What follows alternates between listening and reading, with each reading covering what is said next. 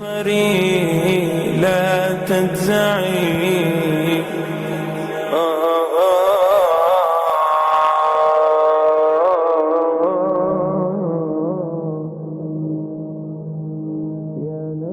On the day of judgment, Allah Azza wa Jal, imagine this is the day of judgment. This is a day that is 50,000 years long. It is a day when Allah Azza wa Jal will bring onto one plane every single angel, every single prophet, every single human being, every jinn, every animal, everything that Allah Jalla Jalalu has ever created will come forward on this day. And then on the day of judgment, Allah Azza wa Jal, He will call for Jahannam to be brought forward.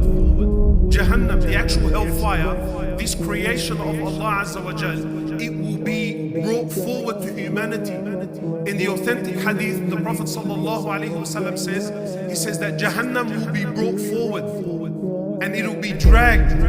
70,000 brindles, chains, 70,000 chains that are attached to Jahannam, and it will be dragged forward. He says 70,000 brindles, chains. And on every chain, there are 70,000 angels.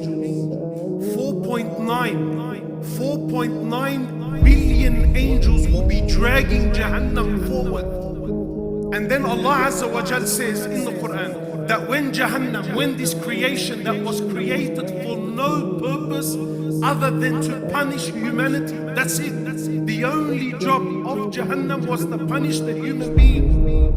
So Allah Azza wa Jal says that on the day of judgment, when Jahannam sees the human being for the first time, it's been created for Allahu A'lam how many thousands of years, it's been burning for Allahu A'lam how long, and it's been waiting for this day. So when Jahannam sees the human being for the first time, Allah Azza wa Jal says it will release like an expression, it's like it will burst.